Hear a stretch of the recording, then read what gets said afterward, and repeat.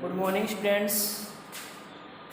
Last class में हमने बात की थी राइबोसोम के बारे में। और राइबोसोम देखिए दो टाइप का होता है। हमने ये बात की थी राइबोसोम कितने टाइप का, दो टाइप का, 70S और 80S। ओके, तो राइबोसोम आर टू टाइप, एक 70S राइबोसोम एंड सेकंड कौन सा है, 80S। ये ए है 70S और बी है 80S। ओके, याद रहे 70S राइबोसोम प्रोकैरियोट्स में प्रेजेंट होता है। किसमें प्रेजेंट होता है, प्रोकैरियोटिक सेल्स के अंदर या प्रोकैरियोटिक ऑर्गेनिज्म में।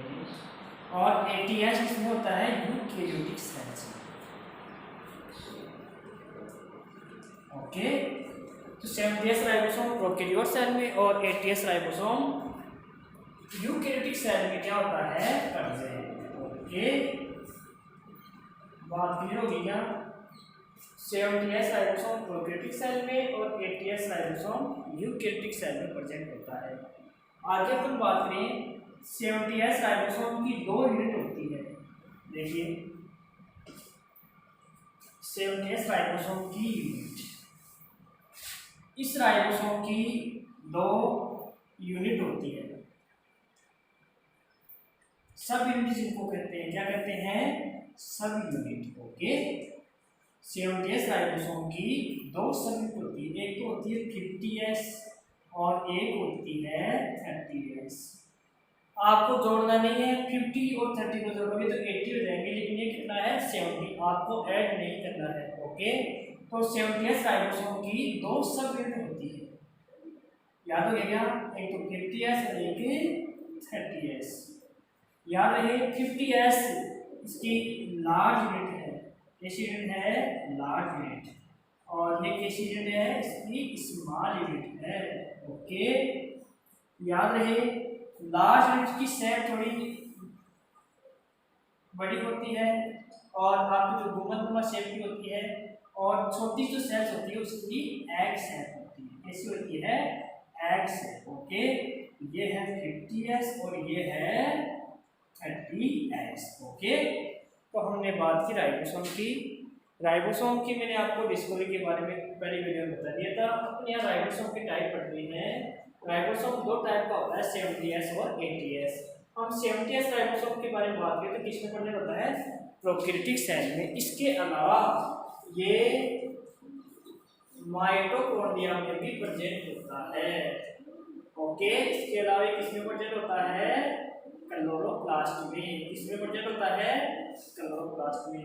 तो आपको मैं 70S राइबोसोम के बारे में बात करूं तो प्रोकैरियोटिक सेल के अलावा माइटोकॉन्ड्रिया और क्लोरोप्लास्ट में भी क्या होता है, प्रेजेंट। और 70S की दो सब यूनिट होती है, एक तो 50S एक 30S। 50S इसकी लार्ज यूनिट होती है और 30S इसकी स्मॉल यूनिट होती है। और ये 50S और ये इसकी 30S। ओके, चलो आगे देखो, आगे पर बताएं 80S।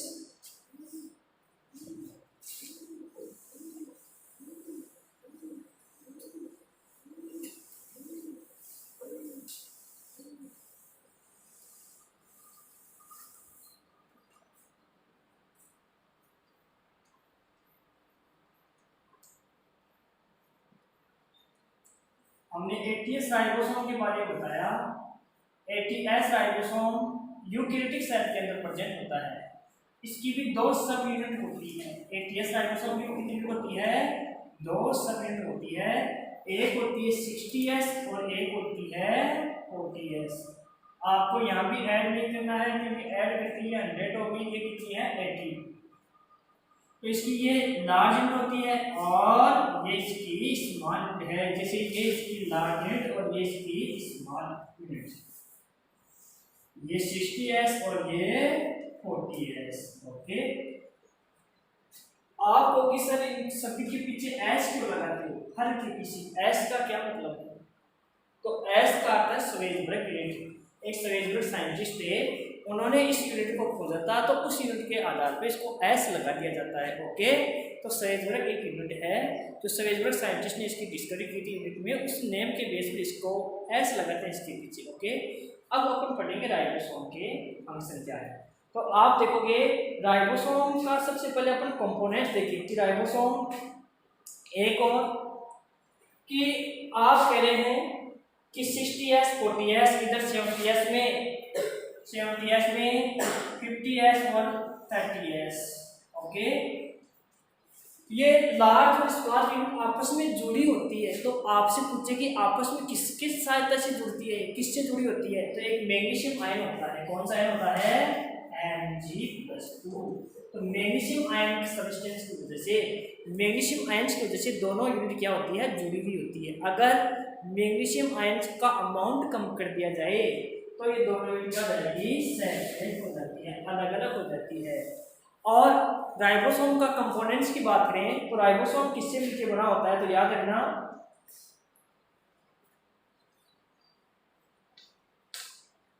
राइबोसोम आरएनए है, प्रोटीन्स है, मैग्नीशियम आयंस है, RNA, proteins, magnesium ions, calcium, okay, आदि कंपोनेंट्स प्रेजेंट होते हैं। राइबोसोम में आरएनए है, मैग्नीशियम आयंस है, प्रोटीन्स है, कैल्शियम है, आदि कंपोनेंट्स इस राइबोसोम में प्रेजेंट होते हैं। तो आपसे कोई राइबोसोम के कंपोनेंट्स के बारे में बात करें तो राइबोसोम के कंपोनेंट्स कौन से हैं? आपके प्रोटीन्स, आपके कैल्शियम है, मैग्नीशियम है, आरएनए है, ये इसी राइबोसोम के कंपोनेंट्स हैं। और आपको राइबोसोम का मेन फंक्शन पूछे तो राइबोसोम का मेन फंक्शन होता है प्रोटीन सिंथेसाइज करना। क्या करना? प्रोटीन का सिंथेसाइज करना, प्रोटीन बनाना। तो राइबोसोम का मेन फंक्शन है प्रोटीन फॉर्मेशन करना। क्या करना? प्रोटीन का फॉर्मेशन।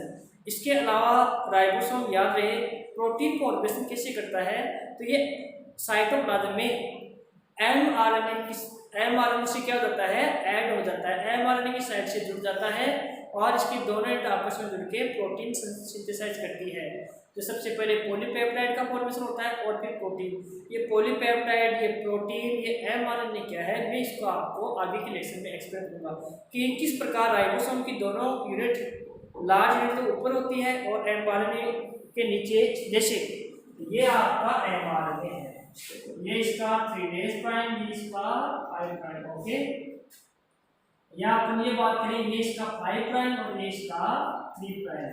देखो ये एमआरएनए क्या है, इसके बारे में मैं अगले वाले लेसन में आपको इसके बारे में एक्सप्लेन करूंगा। एमआरएनए के ऊपर यहाँ पे नाइट्रोजन बेस पे प्रेजेंट होते हैं और यहाँ राइबोसोम की यहाँ तो बड़ी यूनिट और यहाँ छोटी यूनिट आके अटैच होती है। ओके, ये बड़ी यूनिट और ये स्मॉल, इस प्रकार राइबोसोम की साइड से जुड़ते हैं और ये पॉलीपेप्टाइड का फॉर्मेशन करते हैं। राइबोसोम की साइड से किसका फॉर्मेशन करते हैं? पॉलीपेप्टाइड। और पॉलीपेप्टाइड किसका फॉर्मेशन करते हैं? प्रोटीन का। तो राइबोसोम का मेन फंक्शन होता है प्रोटीन फॉर्मेशन। ओके, अब आगे अपन पढ़ेंगे सेंट्रोसोम। क्या पढ़ेंगे? सेंट्रोसोम। देखिए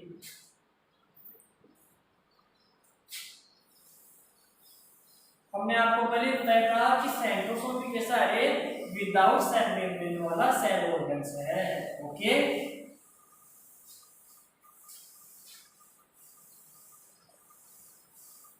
आगे बात करेंगे सेंट्रोसोम।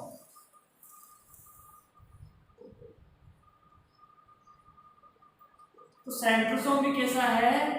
विदाउट सेल मेम्ब्रेन वाला ऑर्गन। ओके, ये विदाउट सेल मेम्ब्रेन वाला ऑर्गन है। और इसकी डिस्कवरी की बात करें तो याद रखना सेंट्रोसोम की डिस्कवरी टी बोवेरी ने की थी। किसने की थी? टी बोवेरी एक साइंटिस्ट है जिन्होंने इसकी डिस्कवरी की थी। ओके, याद रहे सेंट्रोसोम की लोकेशन, प्रेजेंट कहाँ होता है सेंट्रोसोम? डिस्कवरी किसने की थी? टी बोवेरी ने। और ये कहाँ प्रेजेंट होता है? याद रखना ये एनिमल सेल्स के अंदर, एनिमल सेल्स के अंदर, कुछ एल्गी के अंदर, एनिमल सेल्स, कुछ एल्गी और कुछ फंजाई के अंदर ये क्या होता है? प्रेजेंट होता है। एनिमल सेल, एल्गी और फंजाई के अंदर ये न्यूक्लियस के पास होता है। इसकी लोकेशन कहाँ होती है? न्यूक्लियस के पास। ओके, याद रहे प्लांट सेल में सेंट्रोसोम एब्सेंट होता है। प्लांट सेल में सेंट्रोसोम क्या होता है? absent होता है। ओके, तो टी बोवेल ने इसकी डिस्कवरी की थी। सेंट्रोसोम विदाउट सेल मेम्ब्रेन है, डिस्कवरी किसने की थी? टी बोवेल ने। ये कैसा सेल ऑर्गन्स है? विदाउट सेल मेम्ब्रेन ऑर्गन्स है।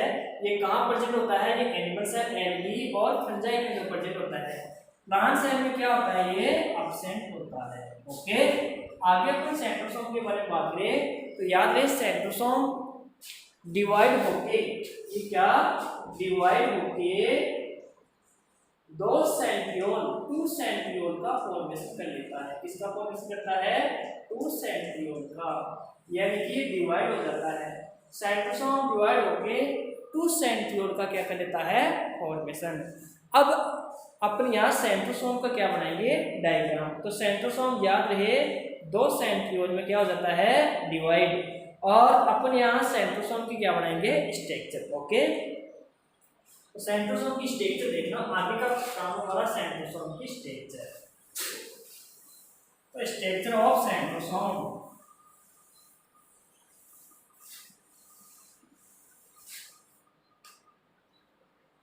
Structure of centrosome, structure of centrosome. देखिए स्ट्रक्चर, सबसे पहले एक सेंटर में सेंट्रियोल होता है। सेंटर के अंदर सेंट्रियोल, अपन सेंट्रोसोम की क्या बना रहे हैं? Structure, structure of centrosome. और आप जानते हैं कि सेंट्रोसोम किसमें डिवाइड हो जाता है? सेंट्रियोल में। और अपन यहाँ सेंट्रियोल का डायग्राम बनाएंगे। किसका डायग्राम बनाएंगे? सेंट्रियोल का। तो इसमें एक सेंटर के अंदर ट्यूब्यूल्स होती है, बाकी ट्यूब्यूल्स इसमें पेरिफेरल होती है। ओके, वो भी ट्रिपलेट होती है।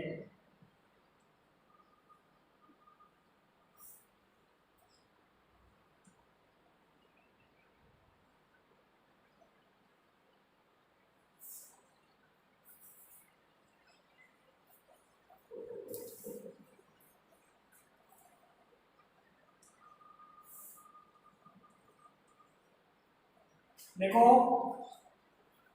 ये बाहर जो ट्यूब्यूल्स होती है वो ट्रिपलेट होती है और इनकी नंबरिंग कितनी होती है? 9, 1 2 3 4 5 6 7 8 8 हो गया। 2 2 4 2 6 2 8, अपने को कितनी बनानी है? 9 बनानी है।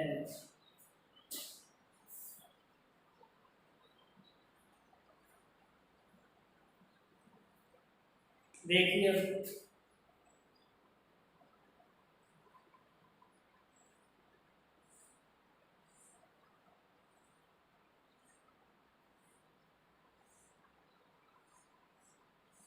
ये इस सीक्वेंस में प्रेजेंट होती है। ओके, ये और आगे का देखना है इनका सीक्वेंस।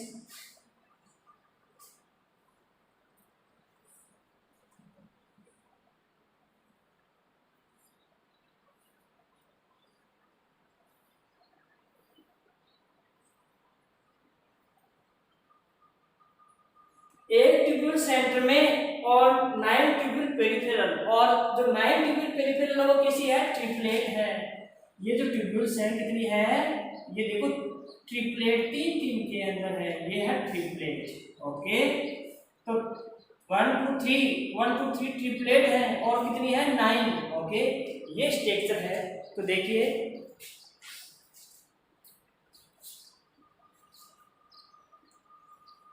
ये आपस में किससे कनेक्ट है? ये ट्रिपलेट ट्यूब्यूल्स, ये ट्रिपलेट ट्यूब्यूल्स इस सेंट्रल माइक्रोट्यूब्यूल से किससे अटैच होती है? तो ये है माइक्रोफिलामेंट, माइक्रोफिलामेंट से। ओके, ये सेंट्रल के अंदर ट्यूब्यूल्स है, तो ये इसकी स्ट्रक्चर है। तो इसकी स्ट्रक्चर की बात करें अपन, याद रहे एक ट्यूब्यूल्स के सेंट्रियोल की साइज देखना। सेंट्रियोल की साइज की बात करें तो ये 0.15 से 0.13 माइक्रोमीटर तक होता है। ये सेंट्रियोल की साइज है। इस पूरे सेंट्रियोल की साइज कितनी हो सकती है? 0.50 से 0.30 माइक्रोमीटर। अगर अपन इस एक ट्यूब्यूल्स की बात करें, इसकी साइज देखो ये 0.15 से 0.30 माइक्रोमीटर तो सेंटीमीटर की, एक सेंटीमीटर कितने होते हैं, 2 सेंटीमीटर होते हैं। एक सेंटीमीटर की साइज 0.15 माइक्रोमीटर से 0.30 माइक्रोमीटर होती है, ये एक सेंटीमीटर की साइज है। अगर अपन इस एक ट्यूब्यूल्स की बात करें, इस एक माइक्रो ट्यूब्यूल्स की बात करें तो ध्यान देना,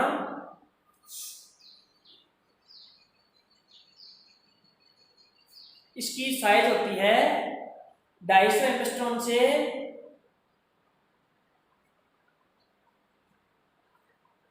इधर ले लेते हैं, ये भी साइज, इसकी साइज होती है 250 एंगस्ट्रॉम। ओके, तो इसकी साइज की बात करें, एक ट्यूब्यूल की साइज 250 एंगस्ट्रॉम होती है। ठीक है, याद रहे 3 डीप के अंदर होते हैं, टोटल 9 होते हैं, याद हो गया। और सेंटर के अंदर है, इस ट्यूब्यूल्स की साइज होती है 25 एंगस्ट्रॉम। ओके, कितनी होती है, 25 एंगस्ट्रॉम। और इन तीनों की कितनी बताई मैंने, ट्रिपलेट की 250 एंगस्ट्रॉम। ओके, चलिए, और ये किससे जुड़ी होती है, माइक्रो ट्यूब्यूल से। ओके, आपस में किससे जुड़ी होती है, माइक्रो फिलामेंट या माइक्रो ट्यूब्यूल से। चलो देखिए, हमने इन तीनों की बात की, तो तीनों की तो कितनी बताई मैंने, 250 एंगस्ट्रॉम, और इसकी कितनी होती है सेंटर वाले की, 25 एंगस्ट्रॉम। देखिए एक बार रुकना, देखिए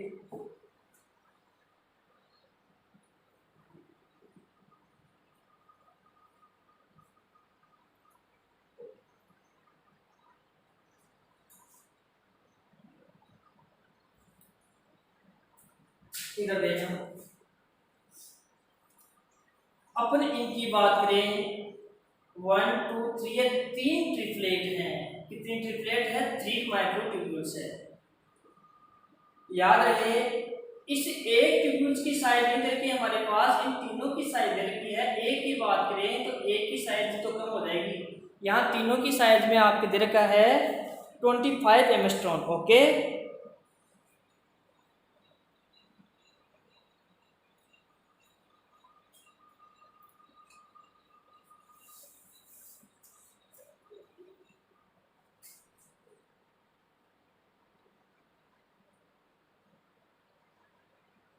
चलो इनकी साइज हमारे को 250 एंगस्ट्रॉम बताई थी ट्रिपलेट की। अगर आपसे कोई पूछे कि ट्रिपलेट की साइज कितनी बता रहे हैं, 250 एंगस्ट्रॉम, अगर कोई इनकी पूछ ले तो आपके माइक्रो फिलामेंट है, इनकी साइज पूछे तो ये कितनी आएगी, 25 एंगस्ट्रॉम। इनकी कितनी है, 25, इनकी है 250। ओके, अगर आपको इनका कंपोनेंट्स पूछे कि ये जो ट्यूब्यूल्स है ये किनसे बनी है, ट्यूब्यूल्स का कंपोनेंट्स, अगर आपको इनका कंपोनेंट्स पूछे ट्यूब्यूल्स का, तो ट्यूब्यूल्स का कंपोनेंट्स की बात करें तो ट्यूब्यूलिन प्रोटीन्स, फैट्स और एटीपीएज एंजाइम्स, और इसके अलावा 13 फिलामेंट्स होते हैं इसमें। तो ट्यूब्यूलिन प्रोटीन्स है, फैट्स है, और एटीपीएज एंजाइम्स है, और 13 फिलामेंट्स। दोबारा देखना, ये आपके जो माइक्रो ट्यूब्यूल्स है किसकी बनी है, अपन इसको एक को बाहर ले लें, ये माइक्रो ट्यूब्यूल्स किसकी बनी होती है, तो ये ट्यूब्यूलिन प्रोटीन्स किसकी बनी है, इधर देखो, ये एक माइक्रो ट्यूब्यूल्स किन सी बनी होती है, तो ये ट्यूब्यूलिन प्रोटीन्स,